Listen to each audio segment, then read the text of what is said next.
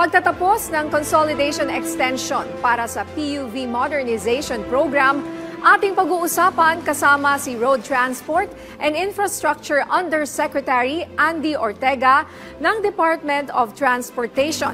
Yusek Andy, magandang tanghali po sa inyo. Miss Linya and ADG Jonathan, magandang tanghali. Good afternoon po sa ating lahat. Yusek Andy, ano na po ang update sa katatapos lang na Consolidation Extension ng PUV Modernization Program? Gaano po kalaki ang bilang ng mga nagpa-consolidate sa extension po na ibinigay ng LTFRB? Bibigyan natin ng LTFRB ng ilang araw or linggo muna para ma-finalize yung numero total, no, dito sa consolidation, dahil alam na po natin na binigyan natin ng mahigit isang buwan na extension yung consolidation para mag-join sa mga kooperatiba, dahil ito na rin po yung naging usapin ng DOTR with Secretary Bautista at saka kay Senate President Escudero na yayain at tanggapin pa rin ang talagang seryosong gustong sumama, which we did, no? May mga reports na 10,000 ang naidagdag sa dating 83%, but we have to confirm it. Hintay lang natin ng konting sandali para magkaroon naman tayo ng accurate info sa ating mga mamamayan. But definitely, it's a success. Okay, Yusek, kasi syempre yung concern ng ating mga kababayan is yung mananatili din po ba yung 83% na nagpapakonsolidate, no, or na-consolidate na natin para sa PUV modernization? Kasi nga ang sinasabi, may mga umatras daw po sa PUV modernization program. Pina-check ko po, ADG, no, yung numbers na ni-release ng dalawang grupo kay Chair Guadis last Saturday. He will come up with a more accurate number, but sabi nga po niya is napaka-imposible, exaggerated po yung naibigay na libo-libong numero na nasabi ng dalawang grupo. Ang totoo po nito is noong nagka-deadline tayo ng April 30, merong mga several na nag-decide na mag-withdraw kasi nga naging usapin yan sa dalawang grupo.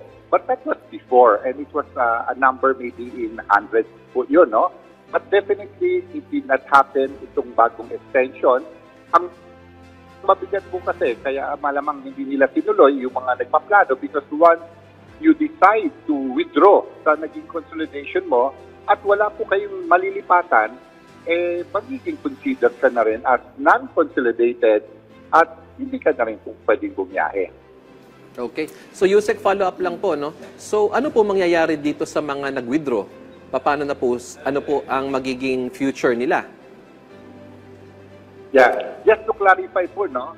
Yung pag-consolidate, it's really a decision by the operators. Hindi po to drivers na nag-decide. It's the operators who will make a decision. Sasama ba ang programa ng gobyerno through consolidation? Sometimes tingin namin it's like a business decision dahil kung tutusin, mga malilingkong negosyante yun, mga may-ari ng cooperative, ng kisa. So they had several years po na mag-decide, and sa nakikita po namin, lalo na dun sa naging usapin with Senate President Escudero, yung talagang totoo, seryoso at gustong sumali, we could say na nasa loob na po ng programa. Yung mga hindi po sumali, I do believe it is really their personal, professional decision. Wala po sila talagang interest na sumama because they might have other choices in their lives in terms of work or in terms of business. So, respetuhin na lang po natin yung decision nila. But definitely, as per her question po, dahil hindi sila nag-consolidate, sila yung hindi na po pwedeng mag-register as a public utility vehicle sa LTFRB, wala silang prangkisa. At sa LTO po, hindi na po sila pwede pumasada dahil wala na nga silang prangkisa from LTFRB and they have ceased to stop their business decision po.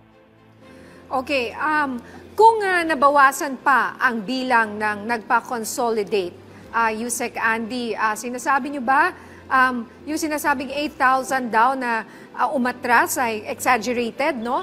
Ano po ang nakikita niyong susunod yung mga hakbang dyan sa DOTR tungkol dito? At ayoko na rin sana itong itanong, pero may panibagong extension na naman daw po bang ipapatupad? Ay, wala na po. Yung extension po na binigay lang natin na latest, it's really an extension for those operators to join cooperatives. Yun po yung binigay natin ng mga 45 days. Dahil yung nakaraan, ang kanilang consolidation before was to be able to form a cooperative. So it's more of accommodation yung ginawa natin. Definitely po, hindi na po ibibigay yan. Tapos na po yun. And sa report po namin, talagang wala naman nasa labas na gustong sumali na hindi nakasama. Ngayon, ang concentration po ng gobyerno, ng DOTR, LTFRB, is yung route rationalization, which is a very important aspect ng ating programa dahil dito na natin malalaman ilan ba dapat ang sasakyan sa bawat ruta, kung marami, bawasan, kung konti, dagdagan. Ilan bang mga ruta ang dapat na gawin natin? Dahil may mga ruta pala na kailangan na, dahil marami na nakatira doon, dahil may eskwelahan siguro, may mga subdivision, may bahay. So that's the focus of DOTR and LTFRB para malaman ang eksaktong numero dapat sa kalye para wala na mabawasan na po yung pagkakataon na sobrang dami or sobrang kulang naman. That is the very important next step na gagawin po namin at ginagawa na po. So, Yusek, ang sabi po kasi nito mga transport group na ito, gusto daw nilang makapag-dialogo na naman mula sa DOTR. Ano po ang tugon ninyo dito sa panawagan for another series of dialogues? Siguro po just to very clear sa kanilang history at sa relasyon at sa mga nangyayari po, since last year, they have stated that two groups, especially the leaders po, have stated that they will never join the program dahil ayaw nila mag-consolidate. It's very clear naman po noon pa, kahit na maraming extension, kahit na maraming changes, improvement po sa programa for the good of the operators, talagang never sila nagkaroon ng interest na sumama. But luckily po, marami silang miyembro, mga members, ordinary members po na sumama na sa programa because malamang they have a different kind of mindset as compared to the leaders. So yung plano po na makipag-usap yung dalawang grupo po sa gobyerno, siguro po ang magandang isipin muna is ano po ba ang pag-uusapan.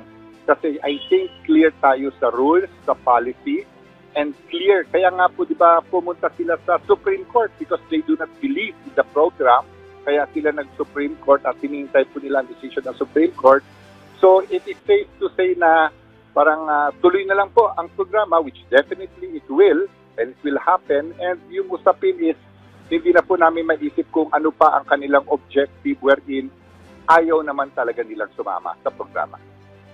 Sa ngayon ba, Yusek, nasaan na po ba ang route rationalization phase ng PUV modernization program? At kumusta naman po ang participation dito ng ating mga LGU? Nako, lumalaki po ang participation ng LGUs dahil unang-una may budget po tayo nakuha from Congress. So we were able to capacity building ang mga LGUs para alam po ilan ano po gagawin yung LPTRP. So this will take mga 2 or 3 years maximum.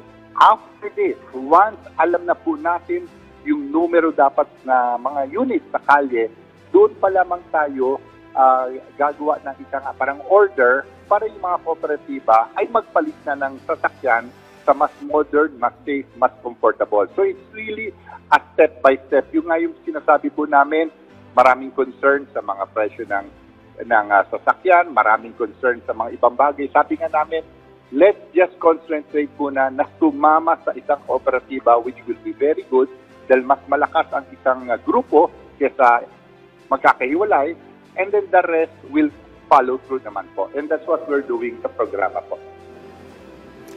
Okay, Yusek, no? Ang member naman sila ng mga grupo, no? Obviously, member sila ng mga grupo, so pwede naman nilang i-convert ito sa isang kooperatiba para lang makasama sila sa ating programa.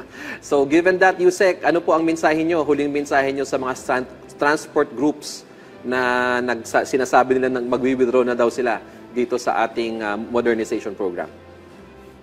Siguro importante po is magpapasalamat tayo sa majority po na naniwala sa programa.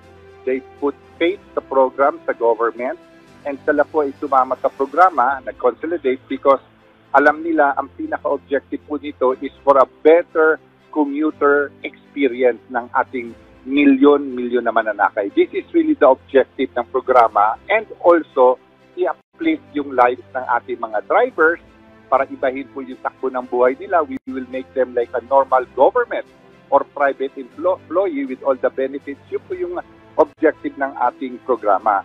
Yung sa mga hindi naman po nag-consolidate, I do believe po, clear ever since na ayaw talaga nilang sumama, and they were given all the opportunity.